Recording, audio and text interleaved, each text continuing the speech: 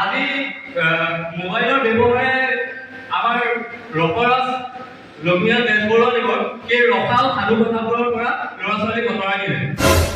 মই এতিয়া সৰু ল'ৰা ছোৱালীখিনি কথা ক'বলৈ গৈ আছো, যিখিনি একেবাৰে কণমানি সৰু ল'ৰা ছোৱালী, প্ৰাথমিক বিভাগৰ ল'ৰা ছোৱালী, মই তেওঁলোকৰ কথা ক'বলৈ গৈ আছো। তেওঁলোকৰ আজি মিঠা মাতটো মাক দেউতাকে ৰেকৰ্ড কৰি পেলাই ইউটিউবত দি ইনষ্টাগ্ৰামত দি ভাইৰেল কৰাৰ এটা পথ বিচাৰি লৈছে। কিন্তু সেই যিসকল ছাত্ৰ ছাত্ৰী আছে বা সেই যি কৰ্মানীসকল আছে, তেওঁলোকে যদি ভৱিষ্যতে গৈ কিতাপখনক আহ্বান কৰে তেতিয়া তাৰ বাবে জগৰীয়া কিন্তু অভিভাৱক হ'ব। নমস্কাৰ। শ্ৰদ্ধাৰ আজিৰ এই বক্তৃতা প্ৰতিযোগিতাৰ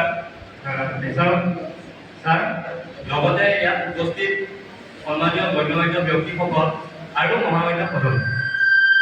আজি বক্তৃতাৰ যিটো বিষয়, সেই বিষয়টো হৈছে মোবাইল ফোনৰ ব্যৱহাৰে ছাত্ৰ ছাত্ৰীক পঢ়া শুনাৰ পৰা বিচলিত কৰি তুলিছে।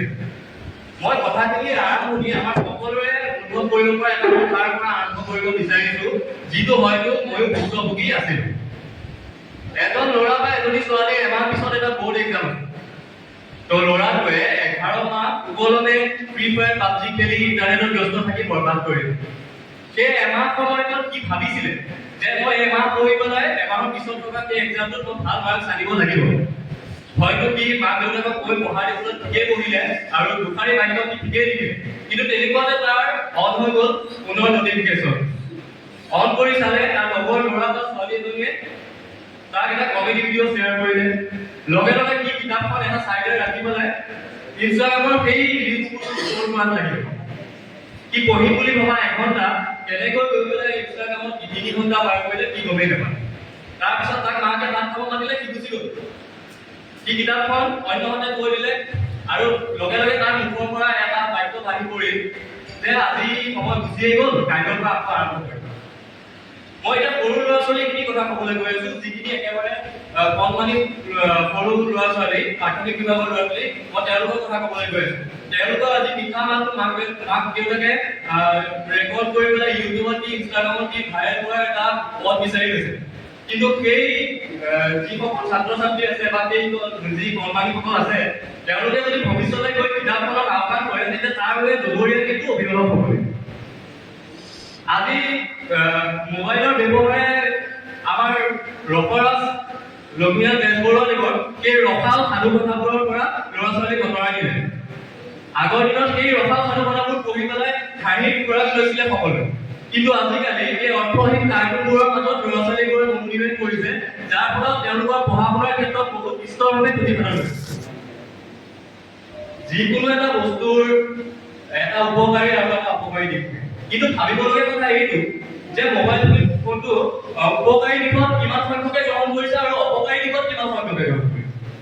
আজি লকডাউনৰ সময়ত এটা স্মাৰ্টফোনৰ কাৰণে দাবী ধমকি দি পেলাই দেউতাক মাকৰ দাবী ধমকি দি এটা স্মাৰ্টফোন লোৱাৰ পিছত কিমান সংখ্যকে ইনষ্টাগ্ৰামত গৈ ৰিলছ বনাইছিলে, কিমান সংখ্যকে এটা ইউটিউব চেনেল খুলিছিলে আৰু কিমান সংখ্যকে পঢ়া শুনাৰ কাৰণে সেইটো ব্যৱহাৰ কৰিছে, সেইটো আমি সকলোৱে জানো।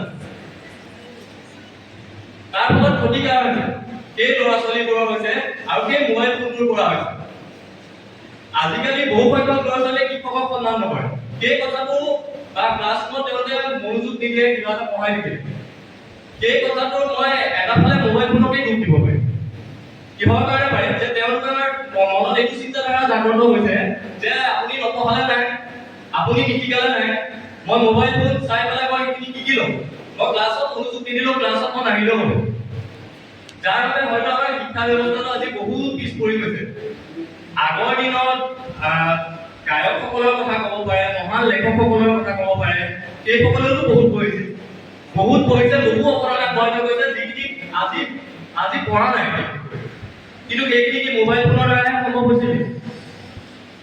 মোবাইল ফোনেতো তেওঁলোকেতো মোবাইল ফোনে ইণ্টাৰনেটত চাৰ্চ কৰি কেনেকে কবিতা লিখি কেনেকে গান গাম সেইখিনি কথা শিকা নাছিলে।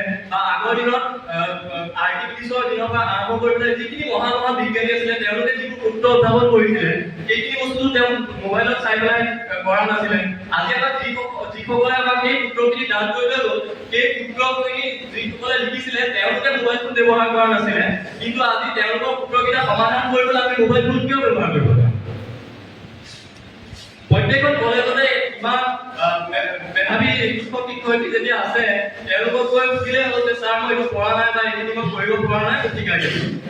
কিন্তু মোবাইল ফোনে যে সকলো সম্ভৱ কৰি তুলিব পাৰিব সেই চিন্তাধাৰাটো কিন্তু আমাৰ বহুত ভুল হৈছে। শেষত মই এটাই কথা ক'ব বিচাৰোঁ যে আমাক যিখিনি তথ্য লাগে বা আমাক যিখিনি জ্ঞান লাগে আমি ভৱিষ্যতে গৈ পেলাই এটা কৰ্মসংস্থাপন বাবেই হওক বা কিবা এটা পৰীক্ষাত উত্তীৰ্ণ হ'বৰ বাবেই হওক সেই বস্তুখিনি আমি সেই জ্ঞানখিনি আমি এখন কিতাপৰ মাধ্যমেৰে পাব পাৰোঁ। তাৰ বাবে আমাক মোবাইলৰ প্ৰয়োজন নাই। গতিকে নোটছখিনি বনাওক আৰু ভালদৰে সেই পঢ়া কিতাপখনে যদি কৰোঁ তেতিয়াহ'লে আমি ভালদৰে আৰু সফল হ'ব পাৰিম বুলি মই ভাবোঁ। মোবাইল ফোন ব্যৱহাৰ কৰি মানসিকভাৱে শাৰীৰিকভাৱে চকুৰ আজি কিমান মায়বীয় দৰে কিমান ডাঙৰ ভয়ংকৰ বেমাৰ হৈ গৈছে। কিমান ল'ৰা ছোৱালী মোবাইল চাইছে, মোবাইল ব্লাষ্ট হৈছে, কিবা হৈছে, তেনেকুৱা তেওঁলোকৰ মৃত্যু হৈ পৰিছে। গতিকে সেইখিনি বাতিল কৰিবলৈ সকলোকে অনুৰোধ জনালোঁ। মই নিজেও এজন ভুক্তভোগী হিচাপেহে এই কথাখিনি আপোনালোকৰ আগত আগবঢ়াইছোঁ। গতিকে ইমানকে কৈ মোৰ চমু বক্তব্য সামৰণি মাৰিছোঁ।